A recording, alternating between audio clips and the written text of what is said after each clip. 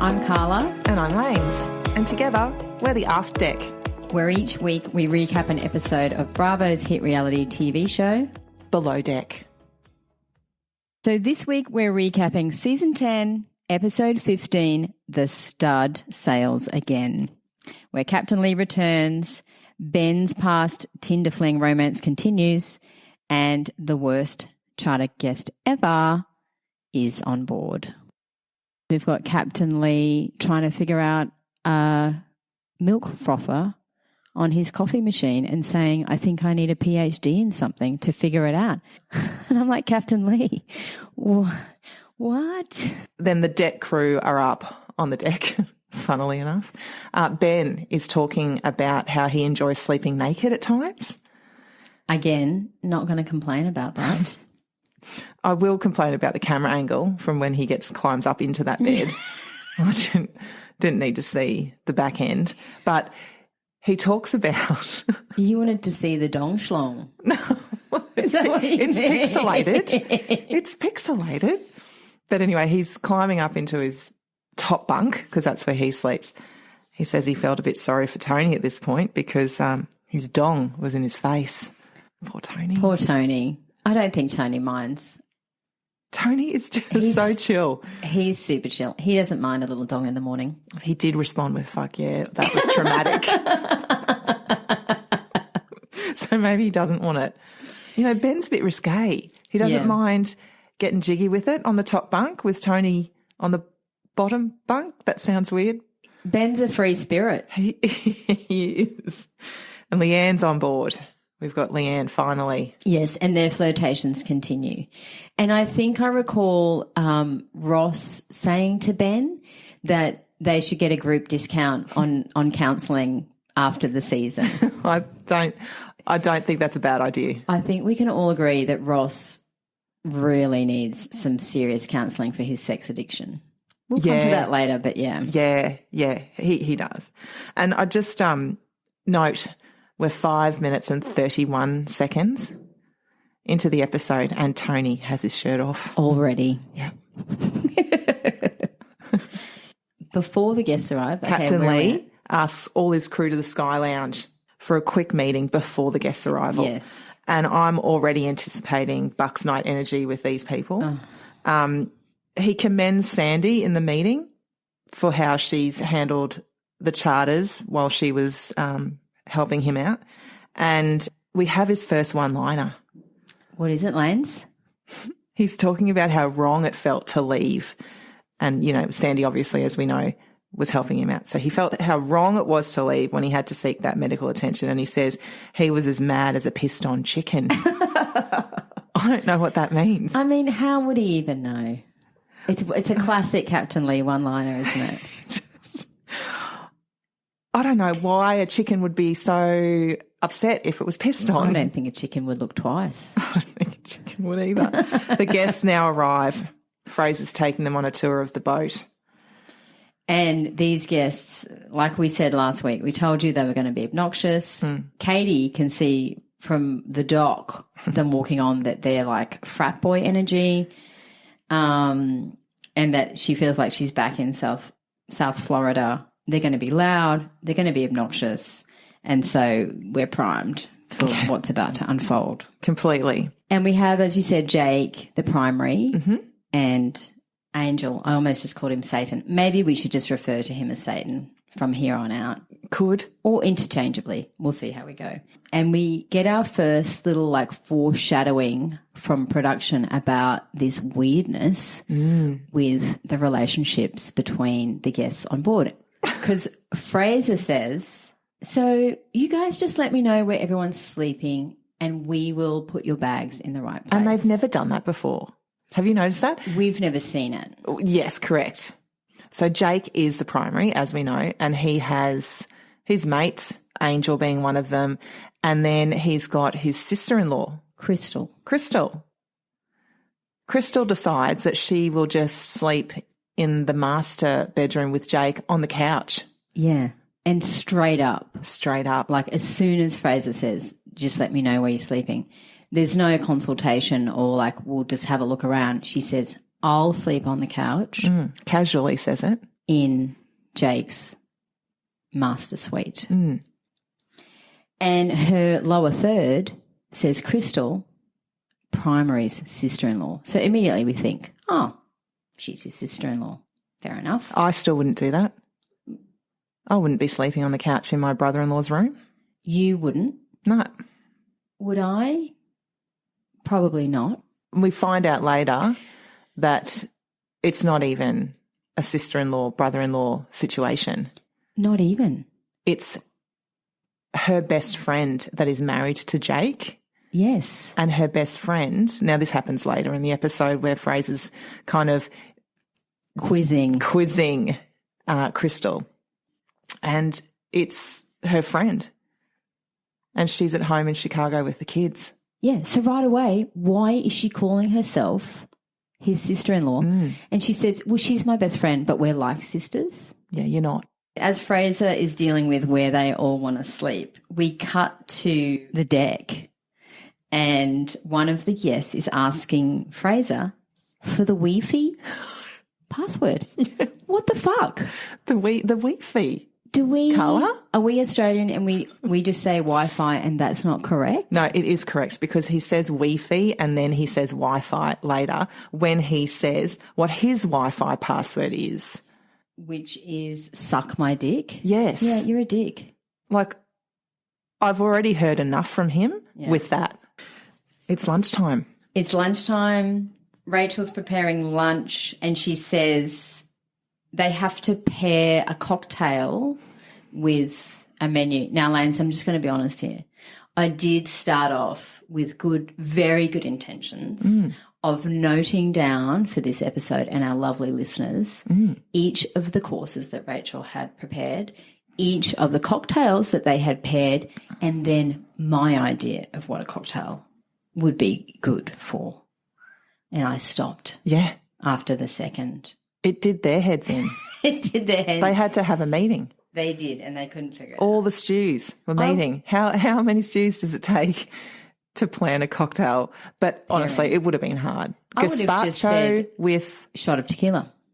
Oh, okay. You have thought a little bit about it. Yeah. Prawn with shot of tequila. They wanted cocktails because they have tequila as their water. Exactly. Do you know what I had? I had gazpacho rosé. Then they had a white prawn. Do you know what a good rosé is?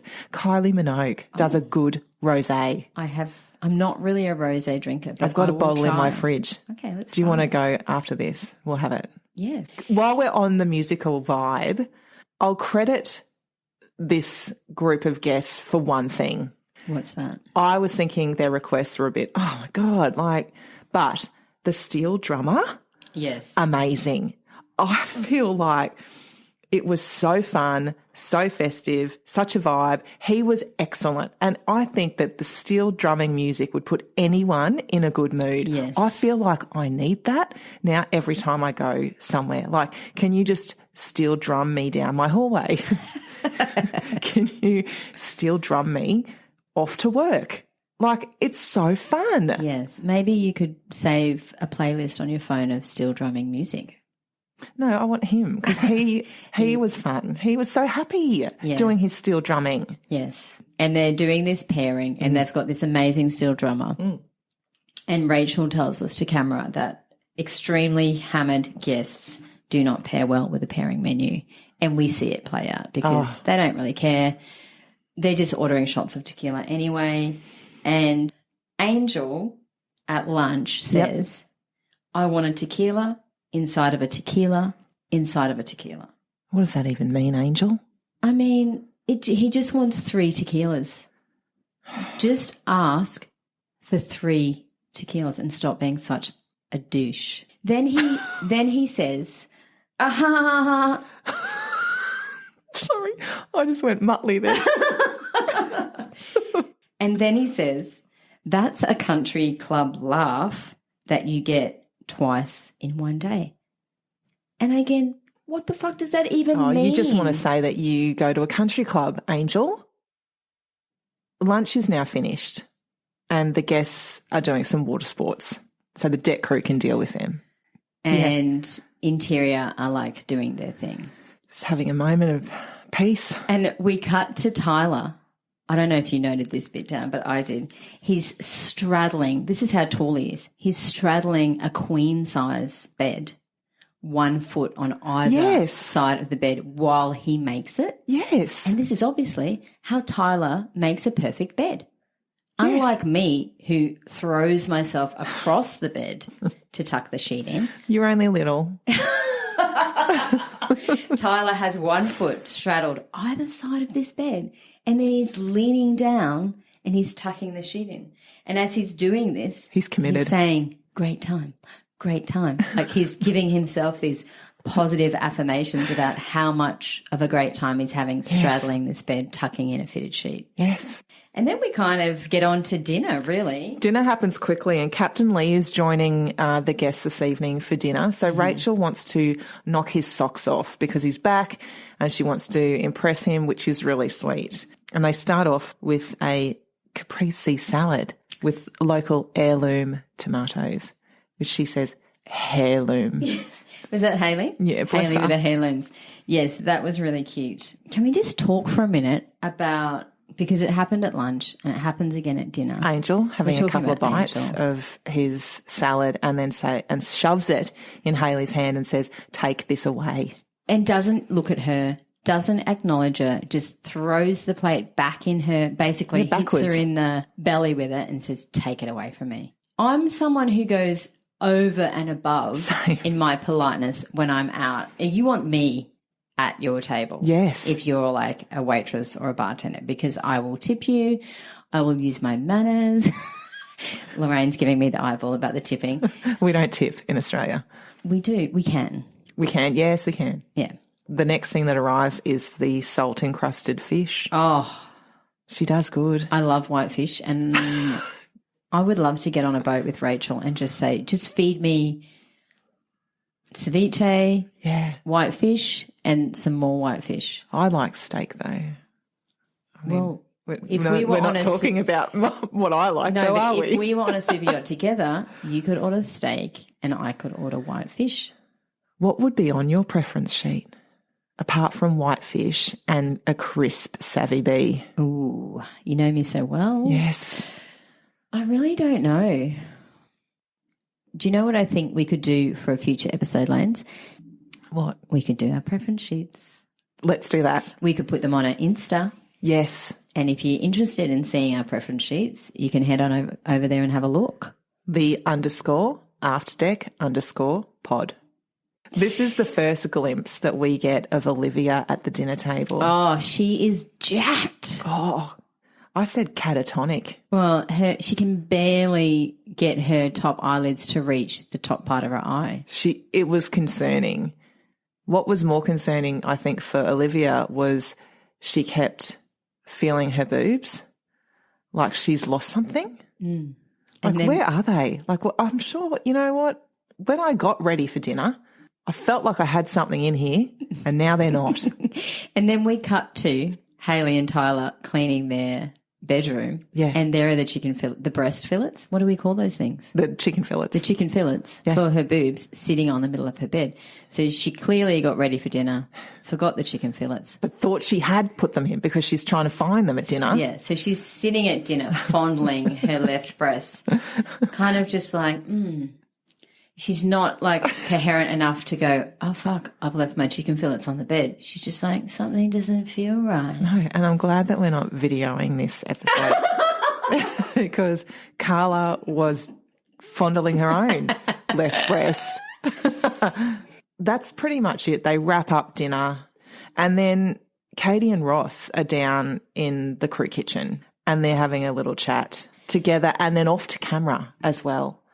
Yes. About the state of their relationship. This was one of my favourite parts of the episode because it wasn't, let's face it, there wasn't a lot in this episode. There wasn't. And so we get this little interaction between Ross and Katie in the crew mess and he's like grabbing her and showing some physical affection. Then we cut to their talking heads. So production has interviewed them both separately. Yeah. And then we have this excellent editing moment where they just volleyball between Katie and Ross. And what do they say, Lanes? Ross says, Katie says first. Katie says, our connection is definitely getting stronger. And then Ross says, I just want us to have physical fun. Which basically means sex. Yeah. And then Katie says things are getting more and more serious and it's not just fun on a boat. No, it's not, Katie. Definitely not. And then Ross says, I just need more sex. Not in those words, but he basically says, I need more. Which comes back to the discount counselling at the end of this, because maybe Ross needs to investigate that a little bit more. So we're still at dinner, by the way. We find out that the primary has a wife and 3 kids at home. And this is the reason why she's not on board, because, she has to look after 3 kids. Hello, why isn't she on board? Bring a nanny. That's what I thought too. You've got 2 sisters on board who are your best friends. Surely they can help look after your kids while you have as much fun as your friends have with your husband. There's something not right about that. Dinner's finished at about 11:30, and then the guests are getting ready to get into the hot tub with tequila. And Angel is having a lot of fun in the hot tub. He's hammered. He's more than hammered. Yeah. He's beyond. He's going to need a lot of charcoal to get rid of this. Have you ever tried that? Yes. Does it work? Activated charcoal. Does it work? Yes. Angel's in the hot tub. They're playing around. He goes to get out. And he stacks it. For all of those non-Australian listeners, that means slips and falls on the stairs. Yeah. Boom, boom, boom, boom, boom down the stairs. Some may say karma. Now, it was a hectic fall. His whole back lunged into those stairs, so it would have hurt. Lunged? Lunched? Did I say lunched? Lunged? Does your back lunge? I don't know. I enjoyed it. His whole back lunched into those stairs. It's the second day of charter. It is the second day of charter, and that tequila is sloshing around in their bellies. Angel arrives at the table for breakfast. Oh, yeah. And he tells everyone he's covered in bruises. He doesn't know why. He should watch the show back. He'll watch it. Then he asks Fraser for a Bloody Mary inside a Bloody Mary. Again.